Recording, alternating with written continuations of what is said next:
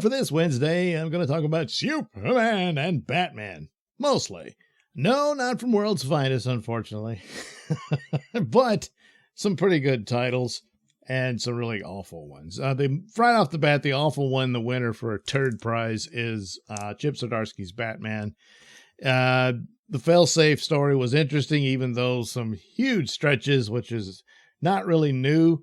Grant Morrison kind of started this thing because he wants to make nods to Silver Age Batman and all the weirdness and try to compile it all together in the one entity. And in some areas he's successful, in others not so much. This Zur and Ah thing, it's just the Batman's brain is so badly crippled at this point, you could never really trust him. The rest of the Justice League needs to lock him up at this point because he's so unstable. But that was his attempted solution, but it didn't quite work, and he ends up being shot into another universe. So a multiverse to show him what a world without Batman would be. I don't know. Maybe you should have just stole it from It's a Wonderful Life and done that bent. So he meets this new villain, the Red Mask, but he's the Joker who didn't become the Joker, but wants to become the Joker because he has access to the multiverse. And the explanation for it is terrible. So the culmination of all of this with issue 135, this is how they do it. Where they add the old issue 900. Whatever. And that's it. Batman goes on a tour of alternate universe Batman. And he even meets Michael Keaton Batman and Adam West Batman, not Ben Affleck Batman, no. And that stuff like that, but it's all stupid. Oh God. And then, they run out of universe to escape to, and then Tim Drake shows up and saves him. There were these backup stories featuring Tim Drake looking for Batman because, of course, this push that he's the best Robin they've ever had, and he didn't give up on him and all that type of stuff. And already did that when he supposedly died. But anyway, so he finds him, and yay, he can go home. It was terrible. Terrible.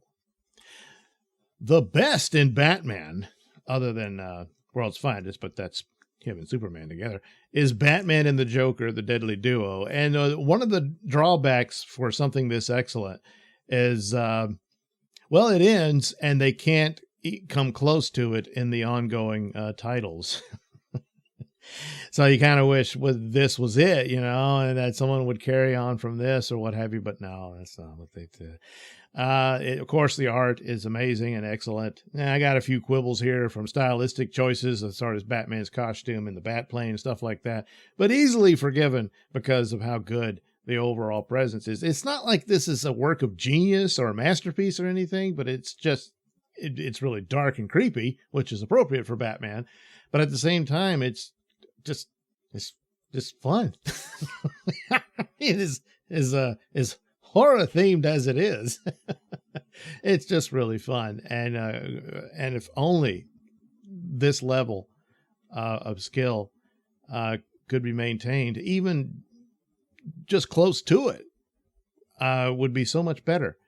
But I don't know, the stark contrast between this approach to Batman and this magical mystery tour of the multiverse yet again is astounding. But so it wrapped up, and it's well worth it. If you want to wait for a collection or whatever, fine. But you do yourself a favor and check out Batman and the Joker, deadly duo. Meantime, there's Superman. And actually, he's doing a little better in his own title than Batman is. I mean, story-wise and narrative. Sales, probably not. But even that's slipping for Batman. Spider-Man beats him now, despite all his problems. But action and Superman as part of the dawn of DC, I've checked them out. There's a lot of positives in it. The artwork is adequate in some cases and good in others. It's just not quite my cup of tea in it, but it's good. It's professional and it's fine. But The storylines are kind of similar, and at the moment they've introduced a new character, looks interesting, and we'll see where that goes. But in action, he's having to fight Metallo, who's unleashed an army of Metallos. But Metallo once again is a pawn of mad scientists who apparently are mad at Lex Luthor. So all of this is a inadvertent Lex Luthor plot, somewhat, in that he has these enemies coming after him, while at the same time he's manipulating Superman and telling him, we need to team up together. We can right the wrongs of the world, or whatever. Of course, and of course this is true. Luthor aiding Superman would do wonders, but is that really what he wants to do? Right now, he just needs Superman to keep him from being killed by his other enemy. It's probably, but it's one of these things where it kind of approached a zombie movie type stuff with the Metallos. The same thing happens over in Superman, but it's Parasite. So now he's created a bunch of parasites, and I don't know. Between the two, I went back and forth. There was a lot of elements within Superman and I thought were better than Action Comics, but I guess kind of the wrap up, it hasn't quite happened with the Metallo story just yet. But it kind of edged it out. I think was a little better. The Parasite thing, where Superman gets possessed with the parasite zombie virus. And how do you deal with this? Well, he offers a massive source of power to the original parasite, and that absorbs all the others, and that takes care of that problem. So you overpower the villain seeking power, and there it's kind of I don't know. It was fine for what it is, just wasn't all that. The backup stories, for the most part, the one dealing with the early days of Clark, Lois, and John, when they reintroduced them from the past pre-52 New 52 world into that whole thing, they revisit that era. I guess they'll have to handle it a little different now because time warping shenanigans and whatnot. But anyway, the art is fantastic. The narrative is good, and it's basically the adventures of young John Kent, which is the age he should be now. And he has a little space adventure going, and it's pretty good. The worst of the backup stories is Power Girl, which is, I always liked Power Girl. Yeah, for that reason, but there were others. But it was an interesting take on the Supergirl character, where she diverges from the Superman title and the chances of becoming her own character rather than a derivative Superman character was always there, but they never really did much with it. And then they destroyed her universe. So what do you do? And here they don't know what they're doing with her, and it's really boring and drab. Two girls talking about stuff. And she's got telepathic powers now. It's terrible. I don't like it at all, and it's just a waste of space. And pages need to hurry up and wrap that up and put something else in there. What the other approach that they have is kind of what the TV show did with Lois and Clark, where the approach to Superman as a father and a father figure works very well. And it seems because a lot of people seem to be confounded about what to do with Superman. They're afraid of how powerful he is and this sort of thing, which I always thought was laziness. But nevertheless, came to this idea of a father figure-like symbol that Superman could represent, and to literally make him a father and family man. And it worked out very well. They've done this with the comics so far, but now they've got him with, of course, his own son, which idiot Bendis prematurely aged. Oh God, that whole story is terrible. And so now they got two more young kids for him to have, to where they even have a story where John Kent's kind of jealous about it, but he's wise enough to understand he shouldn't be, and he has to care for these kids, and that kind of, it's interesting. I'll give him that. And the two kids are, okay, I thought they could have done a whole new version of the Wonder Twins. They call them the Super Twins, but but these are basically orphans from Warworld, when Superman had that Warworld adventure. And he's basically adopted them, and that's part of the overall Superman family going forward and all that. But you know what? A better take on this would have been to reveal that Jonathan Kent is an alternate universe Jonathan Kent, and is the actual son of Ultraman. Now, the deal was that he got trapped on Earth 3, and Ultraman tortured him and all this stuff. And so he manages to get back to his own universe, but he's aged, more. And so his parents, they're like, oh, they lost all those years, even though for them, he hadn't been gone that long, that kind of thing, But what if it was that he saw another world where the father he really wanted existed, and he goes over there to escape the torment that he suffered at his real father, Ultraman. And ultimately, you could even throw it in that he had some kind of brain damage and thinks he really is John Kent or something like that, to spare him for leaving the real one behind. And that ultimately they find the real John Kent, and he's still like, I don't know, 10 to 12 years old, whatever Damien's supposed to be. And then you could have Super Sons again and all that. But what do you do about the two Jonathans? Well, obviously the older Jonathan would need a new name, but you keep him there, and he can be adopted by Superman. They've gotten to know him. They care about him. And there you go. And you actually have two more super twins, more or less. And I don't know, they could call him Ultra Boy or whatever. And, well, I don't know if he'd want to take the name because of his awful father.